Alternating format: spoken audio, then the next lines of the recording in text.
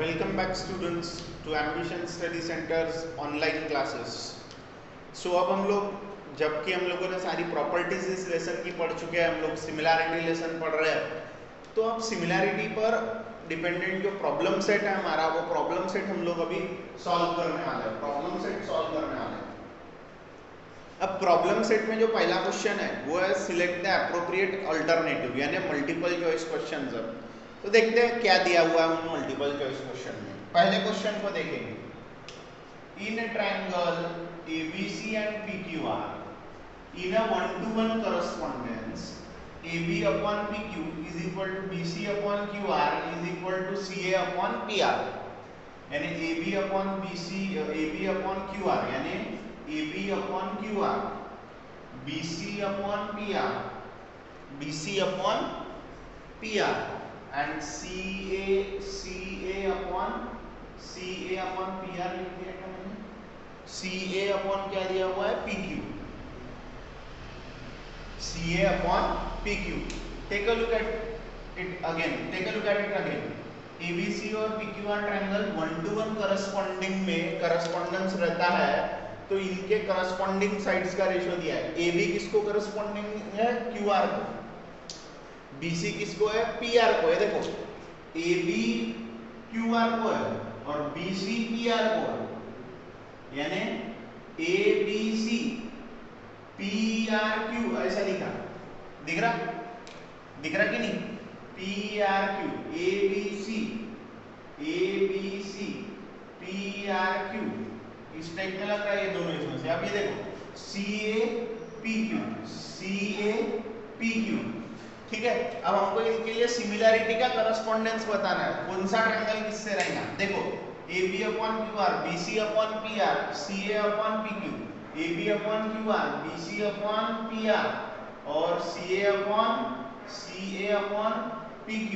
तो पहला ये वाला चेक करेंगे। देखो triangle PQR is similar to ABC, ठीक है, सिमिलर टू ABC, ठीक है। होगा क्या? चेक करते बार इसके करस्पॉन्डेंस से क्या आएगा, ये इधर में लिख रहा हूं मैं। क्या होगा? देखो AB upon PQ BC upon QR और AC अपॉन PR है क्या? ये AB अपॉन PQ भी नहीं है, BC अपॉन PR भी नहीं है और AC अपॉन PQ भी नहीं है, CA अपॉन PQ भी नहीं है। तो ये ऑप्शन हो गया रॉन्ग, ठीक है। उसके बाद में हम लोग देखते हैं सेकंड ऑप्शन के लिए क्या आएगा? CA upon PQ AB upon CA upon PQ हो गया, AB अपॉन QR और BC अपॉन PR। चेक करो आ रहा है बरोबर? So this is the right answer. अब इसके लिए भी चेक करो। देखो इसके लिए चेक करो क्या आ रहा था इसके लिए। बोलो CB अपॉन यानी BC अपॉन PQ, उसके बाद में AB अपॉन QR और CA अपॉन PR। मैच हो रहा क्या? नहीं हो रहा।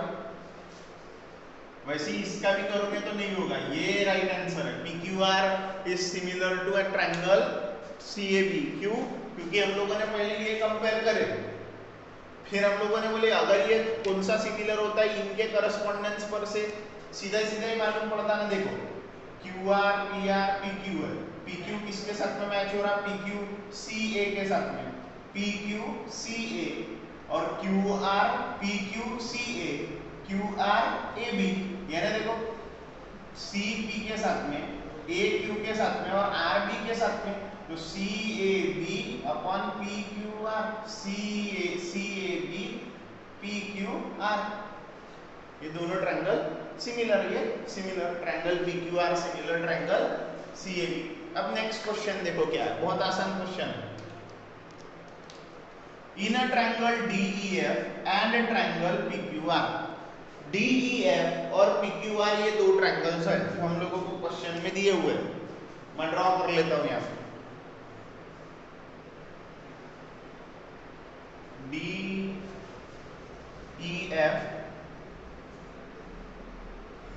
ठीक है, और दूसरा है QPR। ठीक है, ये दो ट्रायंगल दिए हुए हैं। Angle D is congruent to angle Q, angle R is congruent to angle E. Then which of the following statement is false? कौन सा स्टेटमेंट फॉल्स है? कौन सा स्टेटमेंट फॉल्स है? कौन सा स्टेटमेंट फॉल्स हो सकता है वो हमको निकालना है। देखो, ये जो D एंगल है वो Q को इक्वल है, कॉन्ग्रुएंट है, E इक्वल है R को। अब हम लोगों को क्या बोला गया है? हमें बोलना है कि ये जो करस्पॉन्डिंग साइड्स का रेशियो यहाँ दिया है, इसमें से कौन सा स्टेटमेंट फॉल्स है। फॉल्स ऑप्शन हम लोगों को सिलेक्ट करना है। सबसे पहले देखो EF अगर ट्रायंगल सिमिलर है, देखो ना एंगल टेस्ट से ये दोनों ट्रायंगल सिमिलर है, तो अब करस्पॉन्डिंग साइड्स लेते EF upon PR, EF upon PR, DF upon PQ हो सकता है, करेक्ट है। ये क्या है? स्टेटमेंट ट्रू है। ये EF upon PR, DF upon PQ हो सकता है, एग्जैक्टली हो सकता है जब ये दोनों ट्रायंगल सिमिलर हो। DE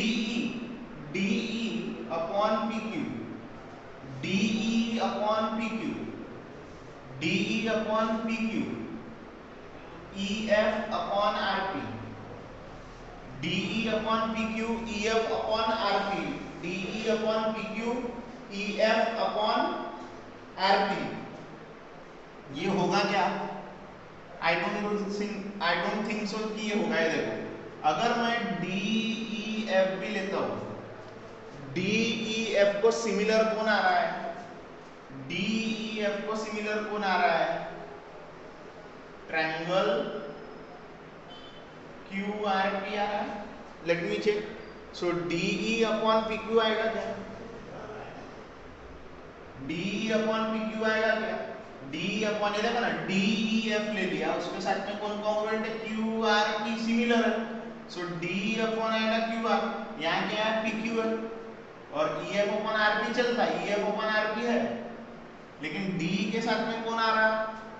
PQ आ रहा, वो नहीं चलता, वो नहीं चलेगा, वो नहीं चलेगा। ठीक है, इसीलिए ये स्टेटमेंट अभी का हमारा फॉल्स है। बाकी भी चेक करते हैं। DE upon QR, DE upon QR, DF upon PQ, DE upon QR, DF upon PQ, yes it is true. EF upon RP, DE upon QR, EF upon RP, DE upon QR. Yes, this is also true. So which is the correct answer? ये B। इसमें false हमको statement select करना था। बहुत आसान question है, सिर्फ आपको कॉन्सेप्ट लगाते जब नहीं होना कि हम लोगों ने उसको कैसे सिलेक्ट करें, कैसे सॉल्व करें। आ रहा है ध्यान में सभी के? वो बहुत ज्यादा जरूरी है सबसे पहले। ठीक है, सभी जो स्टूडेंट्स है वो लोग क्या करेंगे? प्रेजेंट ही लगा देंगे कमेंट बॉक्स में अपना नाम लिख करके। पूरा नाम लिखना है आप लोगों को। कुछ डाउट या कंफ्यूजन रहता है तो वो भी वहीं पर लिख करके आप लोग भेजेंगे। बहुत ही आसान क्वेश्चंस थे ये दोनों भी, देखो, लेकिन कॉन्सेप्ट, सोच, करस्पॉन्डेंस के बारे में आप लोगों को जानकारी होनी चाहिए। ठीक है ना, करस्पॉन्डेंस वगैरह के बारे में जानकारी होनी चाहिए। ठीक है, तभी जाके आप कर सकते। जैसे यहाँ पे भी मैंने देखो, ये जो दो ट्रायंगल है उनकी ये दोनों एंगल्स इसको सिमिलर बोला, तो कौन सा सिमिलर? DEF QRP, और उस पर से हर एक में करस्पॉन्डिंग साइड्स का रेशियो लेकर के देखा। जो सही आया उसको मैंने ट्रू लिखा हूँ समझने के लिए अपने, और जो बी ऑप्शन है ये सही नहीं हो रहा तो ये क्या है? रॉन्ग है। आ रहा है ध्यान में सभी आप लोगों के? इसके बाद में हम लोग जाएंगे क्वेश्चन नंबर 3।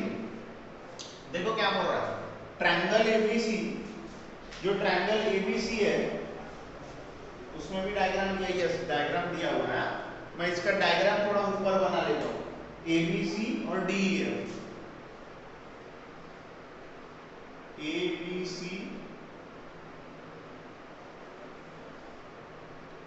DEF, ठीक है, ये दो ट्रायंगल है हम लोगों के दिए हुए। क्या बोला है? In triangle ABC and DEF, B is equals to E, F is equals to C, AB is 3 times DE। Then which of the following statement regarding the two triangles are true? ये triangle और ये triangle के दो pairs जो है angle के corresponding angles के दो पेयर, करस्पॉन्डिंग एंगल्स के दो पेयर इक्वल है, तो ये ट्रायंगल आपस में कैसे होंगे? सिमिलर। ये ट्रायंगल्स आपस में कैसे होंगे? सिमिलर। अब देखते हैं, triangles are not congruent not similar. अरे ये ट्रायंगल तो सिमिलर है, दो एंगल इक्वल है ना, सो ये स्टेटमेंट हो गया गलत। देखो नेक्स्ट स्टेटमेंट है the triangles are similar but not congruent. yes it is true, ये राइट है। सिमिलर क्यों है? दो एंगल सेम हो गए। और कॉन्ग्रुएंट क्यों नहीं है? ये देखो, ये साइड इसकी करस्पॉन्डिंग है, AB करस्पॉन्ड्स टू DE है, DE को। अब देखो AB और DE इक्वल है क्या? नहीं, AB is 3 times DE। अगर DE 5 है तो AB 15 है, यानी सिमिलर तो है ये दोनों ट्रायंगल एंगल्स, दोनों के दो पेयर एंगल्स के सेम हो जाने के कारण, लेकिन कॉन्ग्रुएंट नहीं है क्योंकि साइड्स अलग-अलग है। Triangles are similar but not congruent. बाकी भी चेक कर लेते, the triangles are congruent and no, similar है कॉन्ग्रुएंट नहीं है, नोन ऑफ द अबव, तो होगा नहीं क्योंकि हमको राइट आंसर मिल चुका है, सो सी इज द राइट आंसर। चलो उसके बाद में हमारा क्वेश्चन नंबर 4, इसको सॉल्व करना पड़ेगा। देखो, triangle ABC and triangle DEF are equilateral triangles, और इक्विलैटरल ट्रायंगल्स कैसे होते हैं? Similar. Why they are similar? Because the ratio of the corresponding sides is fixed, constant, equal. So AB and DEF are equilateral triangle. Area of triangle ABC upon area of triangle DEF is equals to 1:2, यानी ratio दिया हुआ है दोनों triangles के areas का। AB 4 दिया है, DE पूछा है, AB को करस्पॉन्डिंग कौन है? DEF। तो मैं देखो कैसा सॉल्व करके दे रहा हूं, आपको ऑप्शन सिलेक्ट करना है, ठीक है ना? आपको सॉल्व नहीं करना, लेकिन समझने के लिए सॉल्व कर रहा हूं। Area of triangle ABC and triangle DEF are equilateral triangles. Therefore, triangle ABC is similar triangle DEF. All equilateral triangles are similar. कैसे होते हैं वो? सिमिलर होते हैं, ठीक है? सिमिलर होते हैं इसका मतलब क्या है? सिमिलर होते हैं ना करस्पॉन्डिंग साइड्स का एरियाज का ratio. Area of triangle ABC upon area of triangle DEF is equals to AB square upon DE square. वही ratio of areas of similar triangle, similar triangles के एरियाज का ratio, ठीक है? यहाँ value put करूंगा मैं। AB कितना दिया हुआ है? 4, ये है 1/2, ये 4 का square upon DE, therefore DE square, ये इधर आएगा ना multiply, is equals to 16 into 2, DE square उधर जाएगा स्क्वायर रूट में, आंसर हो जाएगा 4 root. So 4 root 2 is the right answer. आ रहा है 16 किसका स्क्वायर है? 4 का, 4 रूट 2 हो जाएगा ना वो। So these are the 4 MCQs। इसके बाद में हम लोग सॉल्व करेंगे 5th वन। चारों भी आप लोगों को होप समझ में आए होंगे। आप लोग प्रेजेंट ही लगाओ कमेंट बॉक्स में, हम और इसका स्क्रीनशॉट लो, हम बढ़ेंगे आगे।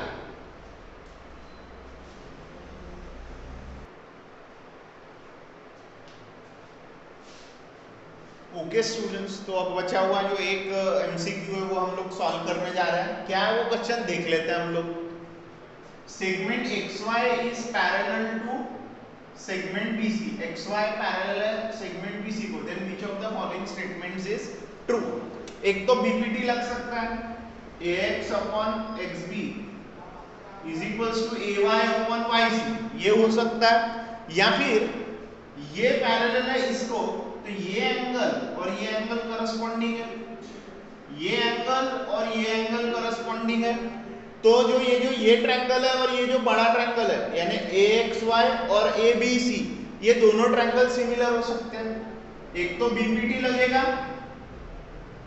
या तो फिर AXY सिमिलर बोलेंगे हम लोग ट्रायंगल ABC को। वो कौन से टेस्ट से? एंगल टेस्ट से है, ये हो सकता है। और अगर ये ट्रायंगल सिमिलर हो गए तो क्या हो जाएगा, ax upon ab is equals to ax upon ab is equals to ay upon ac, ay upon ac। तो देखो क्या हो जाएगा, देखो ay अपॉन ac, देखो मैं क्या लिया, ax upon ab ay upon ac, ठीक है। तीसरा वाला नहीं लिया, xy अपॉन bc नहीं लिया, क्योंकि कोई भी ऑप्शन में देखो xy अपॉन bc नहीं है, है क्या, है क्या, xy अपॉन bc नहीं है, इसलिए मैंने वो लिया नहीं। अब इसको शिफ्ट मारता हूँ, देखो ac को इधर लेता हूँ, ab को उधर लेता हूँ, ax ay इधर आ जाएगा, ठीक है, और ab अपॉन ac आ जाएगा।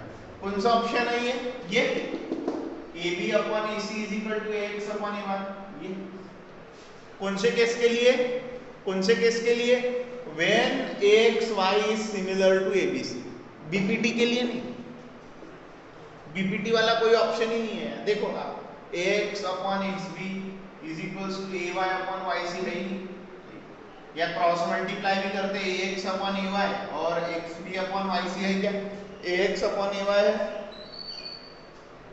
नहीं है, ax अपॉन ay नहीं है यहाँ पे, कहीं पे है ही नहीं है, x अपॉन ay है नहीं ना, तो बीपीटी वाला ऑप्शन क्लोज। कौन सा ऑप्शन बचा, जब ax y सिमिलर रहेगा abc से, कैसे, a टेस्ट से, तो ax upon ab is equals to, ये देखो ना, इसको लिखता मैं शिफ्ट मार के,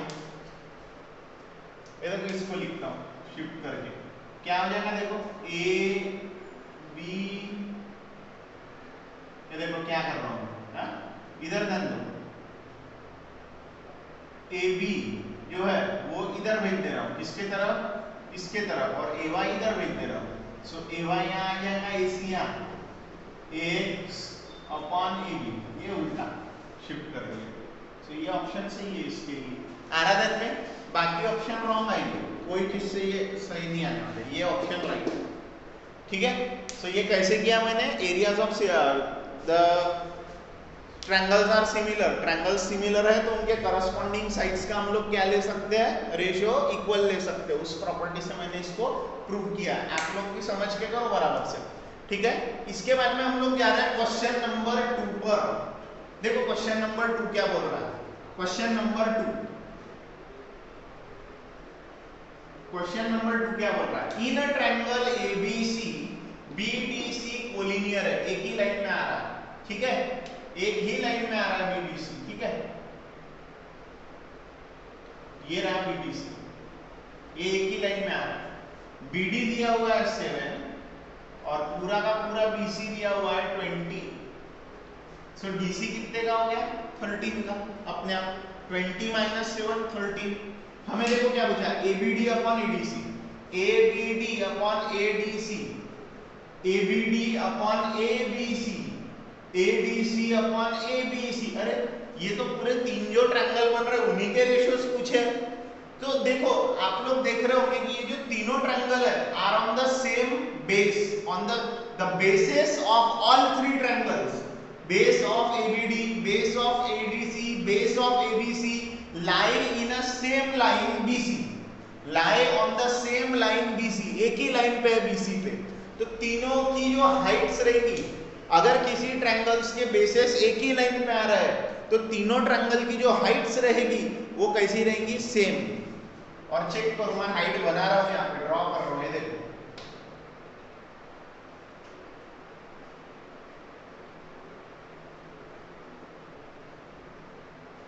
ये रही हाइट, ये मैंने हाइट बनाया। तीनों ट्रायंगलों की हाइट कैसी है, तीनों ट्रायंगल की हाइट कैसी है, सेम। देखो ABC के लिए भी यही हाइट है AM, ABD के लिए भी यही हाइट है AM, और ADC के लिए भी यही हाइट है AM। और मैं बोल ही रहा हूं ना, the triangles whose bases lie in a same line, the triangles whose bases lies in a same line have congruent, have equal heights, have same heights, same height रहती है सभी ट्रायंगलों की जो एक बेस लाइन पे आते हैं, ठीक है, ठीक है। तो हम लोग वही करने वाले हैं यहाँ पर, मैं पहले ही मेंशन कर दूंगा लिखते वक्त ये answer, in a triangle ABC BBC collinear है, BD 7 है, BC 20 है, therefore BC is equals to BD plus DC. 20 is equals to 7 plus DC. So DC is equals to 20 minus 7 is equals to 13. आ रहा है में DC is equals to आ गया 13. अब मैं बोलूंगा triangle ABD, triangle ADC and triangle ABC lie on the same line. Therefore their heights are same. उनके height कैसी है? सेम. That is AM. सभी की हाइट क्या है? AM. तो हम लोग डायरेक्ट रेशियो लेते जाएंगे. अब area of triangle ABD upon area of triangle ADC, base upon base. Base ABD का बेस क्या है? BD. ABC का बेस क्या है? DC. ठीक है. इसका रीजन आप लोगों को अच्छे से मालूम रहने होना. क्या है इसका रीजन? तो बोलो. इसका रीजन क्या है? By theorem on ratio of areas of triangle. Similar triangle नहीं, ratio of areas of triangle. पहली property BD is 7/30. So in this way you have got ABD upon area of triangle ADC. ये मिल गया आपको. अब second triangle की बारी है. Second ratio की ABD upon area of triangle ABC. ABD का बेस BD, ABC का बेस BC, यानी 7/20. And the third area of triangle ADC upon area of triangle ABC. ठीक है. ADC का बेस कितना है? DC. ठीक है. और ABC का है BC, यानी 13/20. ओके. सो आप लोग दोबारा से आंसर लिखोगे. ये तो मैंने सॉल्व किया, आपको लिखना है दोबारा से इसका आंसर. ओके. जगह नहीं है इसलिए मैं यहाँ पर लिखा नहीं. ये और इस क्वेश्चन का आप लोग स्क्रीनशॉट करो फटाक से. बहुत इजी क्वेश्चन है, कोई टेंशन वाली बात नहीं है. फिर हम पढ़ेंगे आगे. So students, now we are moving towards question number 3 of problem set 1. Question number 3 क्या बोलता है? The ratio of areas of two triangles with equal height is 2:3. दो ट्रायंगल्स है, दो ऐसे ट्रायंगल्स है जिनकी हाइट्स इक्वल है, तो उनके एरियाज का रेशियो क्या दिया है? 2:3. If the base of the smaller triangle is 6 cm, then what is the corresponding base of the bigger triangle? यानी स्मॉलर ट्रायंगल की जो बेस है वो 6 है, तो बिगर ट्रायंगल की बेस पूछा है. दोनों ट्रायंगल्स की हाइट सेम है. So ratio of area of two triangle with equal height is ratio of their corresponding bases. Ratio of their corresponding bases, ये प्रॉपर्टी यूज करेंगे हम लोग. तो देखो इसको सॉल्व कैसे करना है. Let triangle ABC be the smaller triangle and triangle LMN be the bigger triangle. ठीक है. Therefore AB is equals to 6 cm. अपना BC ले लेता हूँ मैं. बेस में BC ले लेता हूँ. बेस BC ले लेता हूँ. ठीक है. Therefore हमें BC को करस्पॉन्ड कौन आएगा? MN. BC बेस है. मैं यहाँ पे ऐसा मेंशन भी कर देता हूँ. Therefore base BC equals to 6 cm. Therefore base MN, BC को करस्पॉन्ड कौन रहेगा? MN is equals to question mark. ये हमें निकालना है. हम लोग यूज करेंगे the area of triangle ABC upon area of triangle LMN is equals to क्या होता है बेस 1 अपॉन बेस 2, यानी इसका बेस है BC, इसका बेस है MN, यानी आंसर क्या आएगा 6। और इसका रेशियो क्या दिया हुआ है, ratio of areas of two triangle 2/3, और ये MN 2 into MN is equal to 6 into 3। So MN की वैल्यू आ जाएगी 6 into 3/2, 2 1s are 2 3s are 3 3s are 9। So MN आ गया 9, ठीक है। MN कितना आ गया 9 सेंटीमीटर, ये सेंटीमीटर है तो ये भी सेंटीमीटर आ जाएगा। Therefore base of bigger triangle is 9 centimetre. आराधन में बहुत इजी क्वेश्चन है ये, कुछ भी करने की जरूरत नहीं है क्वेश्चनों में, ठीक है। The base of bigger triangle is 9 centimetre. क्यों? हम लोगों को रेशियो दिया हुआ था एरियाज का, दोनों ट्रायंगल्स के एरियाज का रेशियो दिया हुआ था। सो एरिया का रेशियो था और बोला ये था कि दोनों ट्रायंगल की हाइट सेम है, दोनों ट्रायंगल की हाइट सेम है तो रेशियो ऑफ देयर बेसेस आता। इसका कारण तुमको लिखना होगा तो कारण भी लिख देना। क्या लिखेंगे? Ratio of areas of two triangles, ratio of areas of two triangles, दो ट्रायंगल्स के एरियाज का रेशियो, ये भी हम लोगों को करना है आराधन में सभी को। उसके बाद में ये बहुत इजी क्वेश्चन है, उसके बाद में हम लोग जाएंगे क्वेश्चन नंबर 4 पे, जो कि फिर से एक बहुत इजी क्वेश्चन है। क्या बोल रहा है?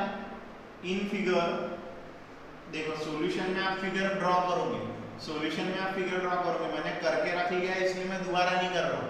एंगल ABC और DCB 90-90 है, AB 6 है, DC 8 है, area of triangle ABC upon area of triangle DCB पूछा है।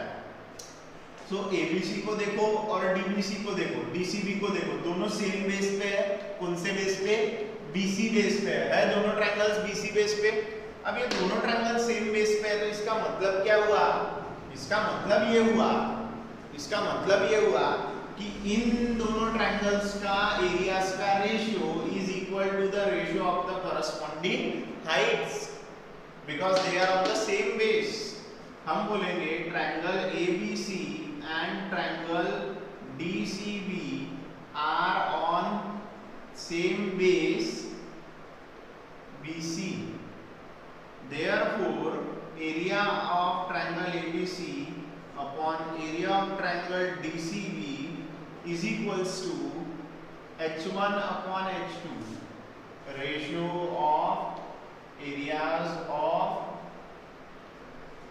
two triangles. ठीक है, इसका बेस क्या है? Area of triangle ABC upon area of triangle DCB हम लोग करेंगे तो क्या होगा? H1 क्या है? AB, H2 क्या है? DC। सो आंसर क्या आएगा? 6/8, यानी आंसर क्या आएगा? 2/3। सो ये जो एरिया आया ABC upon area of triangle DCB का वो कितना आ गया? 2:3। Okay, so in this way we have solved it. यानी बहुत ही इजी क्वेश्चन है ये, कुछ करने की जरूरत नहीं है इसमें, बहुत आसान क्वेश्चन है। क्वेश्चन नंबर 4 भी प्रॉपर्टी यूज करो और आंसर निकालो, ठीक है। आई होप आप लोगों को ये दोनों क्वेश्चन समझ में आए होंगे। आप लोग इसका स्क्रीनशॉट करो, हम बढ़ रहे हैं आगे।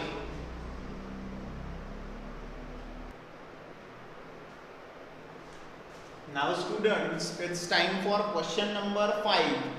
बहुत आसान क्वेश्चन है क्वेश्चन नंबर 5, उसमें कुछ भी हमको करना नहीं है। देखो क्वेश्चन क्या बोलता है 5, क्वेश्चन 5 बोलता है PM equal to 10 centimetre. Okay, area of triangle PQS is 100 square centimetre, area of triangle QRS is 110 square centimetre. NR पूछा गया है। अब कैसा लेंगे? देखो area of PQS upon area of QRS, अगर हम ये लोग लेंगे तो क्या होगा? Both the triangles PQS and QRS, दोनों भी जो ट्रायंगल है PQS और QRS are on the same base QS, are on the same base QS, दोनों का बेस सेम है।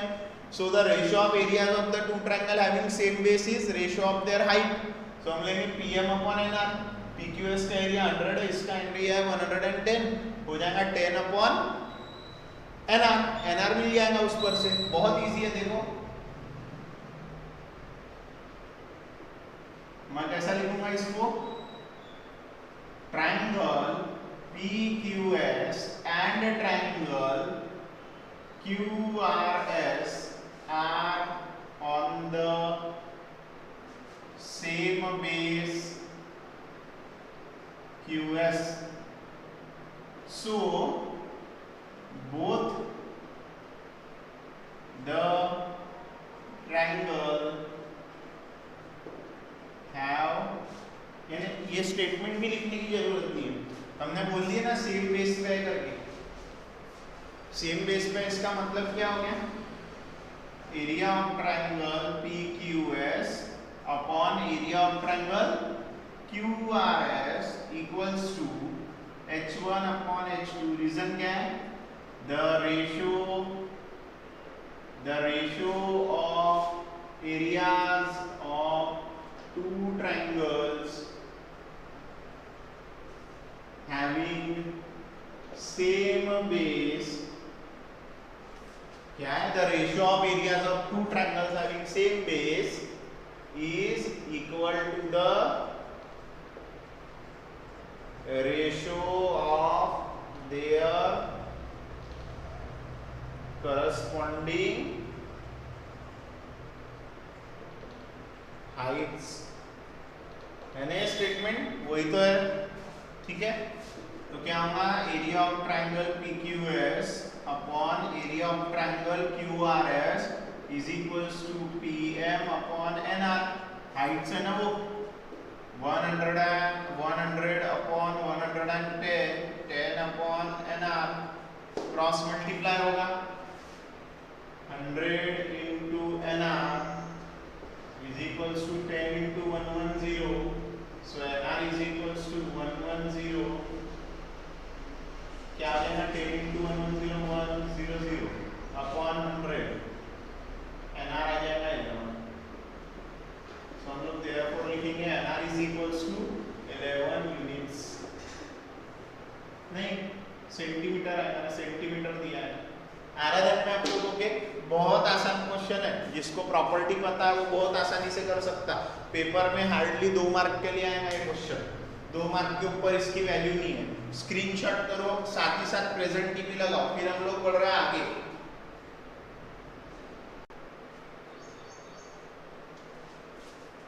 सो स्टूडेंट्स, हमारा जो अगला क्वेश्चन है वो है क्वेश्चन नंबर 6।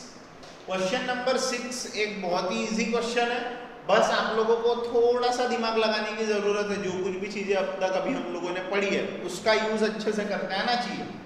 देखो क्वेश्चन पे फोकस करते हैं, उसके पहले सभी लोग कमेंट बॉक्स में अपना नाम लिख करके प्रेजेंट ही लगाएंगे फटाक से। Triangle MNT and triangle QRS are similar.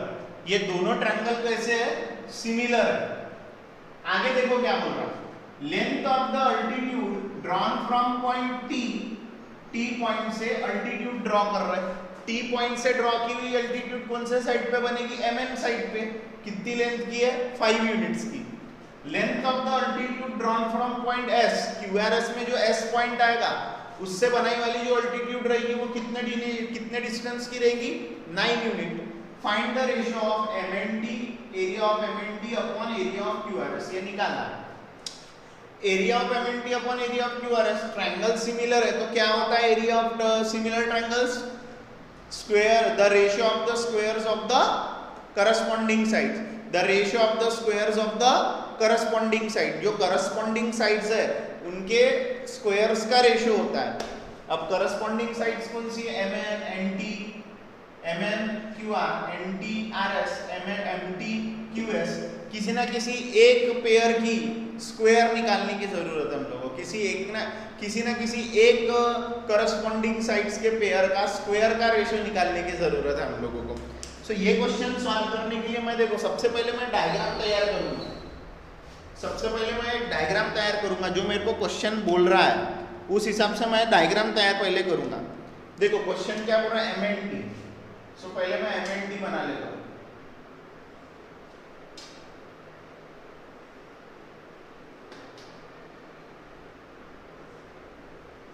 ये हो गया MNT, T से डालूंगा मैं परपेंडिकुलर।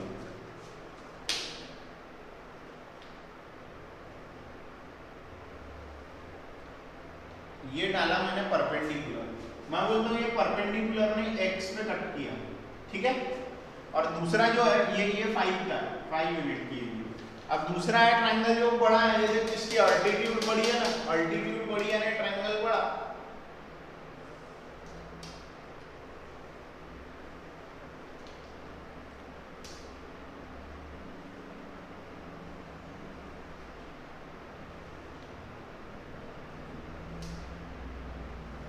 इसकी अल्टीट्यूड बना रहा हूं,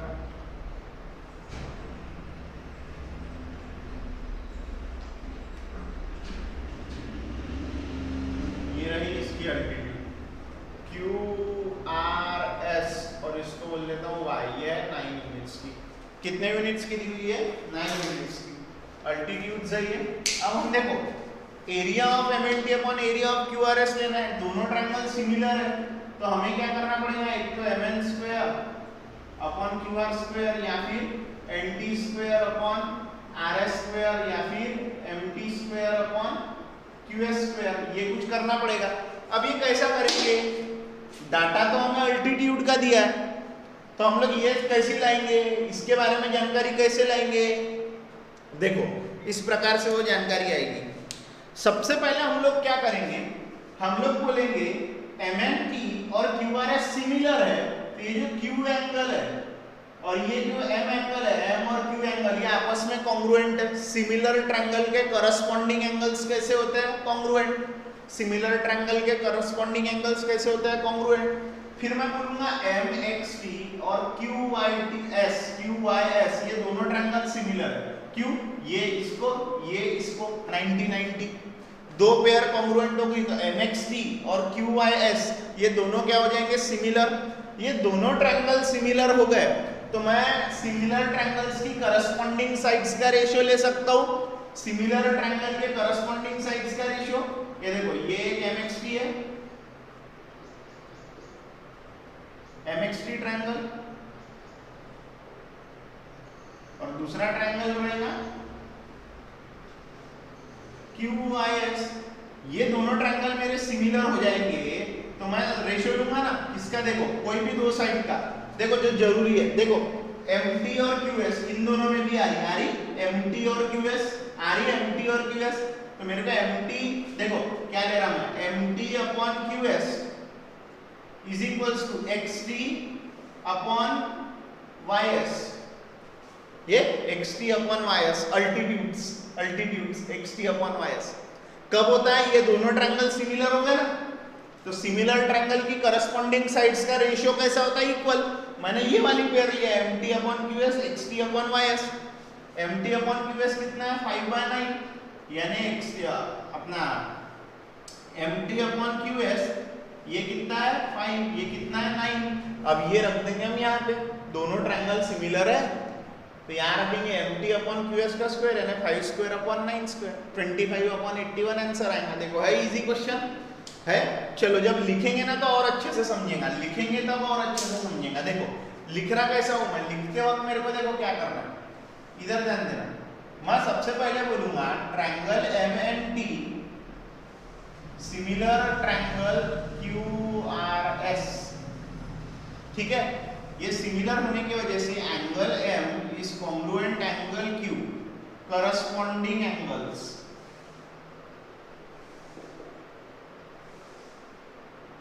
ऑफ सिमिलर ट्रायंगल,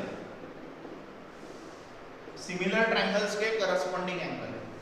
अब देखो मैं आगे क्या बोल रहा हूं, let TX be the altitude यानी perpendicular height, let TX be the altitude drawn from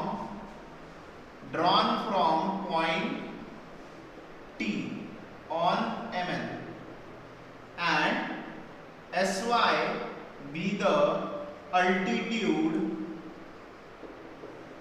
drawn from point S on QR। किसके ऊपर में ड्रॉ कर रहे हैं हम लोग? QR में कर दिया होगा हम लोगों ने ये ड्रॉ, तो ठीक है। देयरफॉर TX कितना है? 5 यूनिट्स एंड ys कितना है sy, tx हो गया, sy कितना है 9 यूनिट्स। ठीक है, अब देखो हम लोग क्या कर रहे हैं, ये सब बोल देने के बाद में ये ट्रायंगल और ये ट्रायंगल को क्या बताना जरूरी है, सिमिलर बताना जरूरी है। देखो तो अभी मैं देखो क्या ले रहा हूं, in triangle MXT and triangle QYS, MXT and QYS, पहला angle M is congruent to angle Q, इसको बोल देता हूं इक्वेशन 1 बाय इक्वेशन 1 में मैंने बताया करस्पॉन्डिंग एंगल है। उसके बाद में जो दूसरा पेयर है वो है angle MXT congruent angle QYS। कौन सा एंगल है ये, दोनों भी कैसे है 90 डिग्री है, दोनों भी 90 डिग्री है। 90 डिग्री होने की वजह से ये जो ट्रायंगल लिया था मैंने MXT, ये सिमिलर हो जाएगा QYS को, किसको QYS, by which case, by angle test for similarity. ये दोनों ट्रायंगल क्या हो गए, ये दोनों ट्रायंगल सिमिलर हो गए हैं, इसलिए इसमें की जो करस्पॉन्डिंग साइड्स है जैसे कि MT upon QS is equals to TX upon SY, ratio of corresponding sides. ये करस्पॉन्डिंग साइड्स का रेशियो लिया ना हम लोगों ने, रेशियो ऑफ करस्पॉन्डिंग साइड। ये कितना दिया है MT अपॉन QS 5 अपॉन 9, ठीक है 5 अपॉन 9, ये 5 है ये 9 है, दिया हुआ है क्वेश्चन में। अब मैं बोलूंगा triangle MNT is similar triangle QRS, QRS को क्या है वो सिमिलर है। सिमिलर ट्रायंगल के एरियाज का रेशियो क्या होता है, एरियाज का रेशियो करस्पॉन्डिंग साइड्स के स्क्वायर्स के रेशियो को इक्वल होता है, करस्पॉन्डिंग साइड्स के स्क्वायर्स के रेशियो को इक्वल होता है, यानी 5 स्क्वायर अपॉन 9 स्क्वायर यानी 25 upon 81। Therefore area of triangle MNT is to area of triangle QRS equals to 25 is to 81। आराधन में ये हो गया क्लियर आप लोगों को। बहुत आसान तरीके से हम लोगों ने इसको सॉल्व किया, जो पूछा है वो निकाल लिया, कुछ भी नहीं करे। पहले हम लोगों ने डायग्राम डेवलप करे, डायग्राम डेवलप करने के बाद में हमने देखे कि अगर हमको यहाँ तक पहुँचना है तो किसी ना किसी एक साइड के स्क्वायर का हमको क्या करना पड़ेगा, रेशियो लेना पड़ेगा करस्पॉन्डिंग साइड्स के स्क्वायर्स का रेशियो, क्योंकि ट्रायंगल सिमिलर है लेकिन उनकी वैल्यू ही नहीं पता रहेंगी तो इसको निकालेंगे कैसे। तो वैल्यू निकालने के लिए हम लोगों ने परपेंडिकुलर वगैरह जो डाले, फिर ये ट्रायंगल लेकर के ये दोनों ट्रायंगल को सिमिलर बताया और बाद में उनके करस्पॉन्डिंग साइड्स का क्या लिए, रेशियो लिए। ये सिमिलर बताने के बाद में करस्पॉन्डिंग साइड्स का रेशियो, उस पर से MT अपॉन QS मिल गया और एरिया निकालते वक्त हम लोगों ने ratio of areas of similar triangle वाली प्रॉपर्टी लगाई bye theorem on ratio of areas of similar triangle, ये प्रॉपर्टी यूज। आ रहा ध्यान में सभी लोगों के? चलो इसका स्क्रीनशॉट करो, फिर हम बढ़ रहे हैं आगे।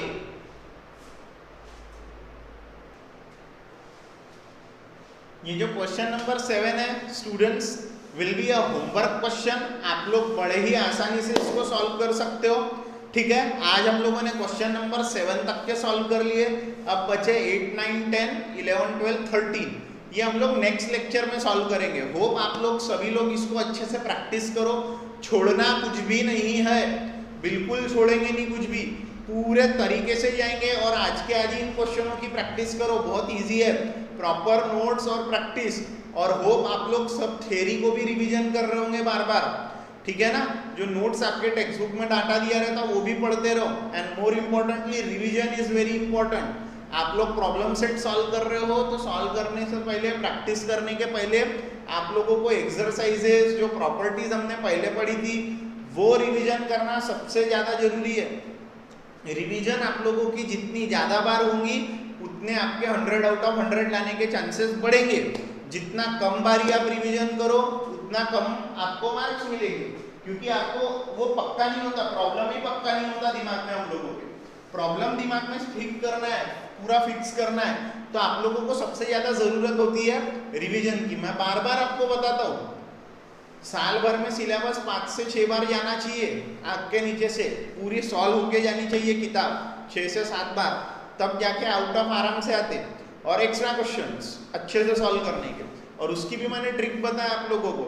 आप सॉल्व करते हो ना, तो सॉल्व करने के बाद में आप अपने व्हाट्सएप स्टेटस में क्या कर देते जाओ, फोटोज निकाल करके अपलोड कर देते जाओ। मेरे को पर्सनली हमारे ट्यूशन के नंबर पर भेजने की ज़रूरत है नहीं।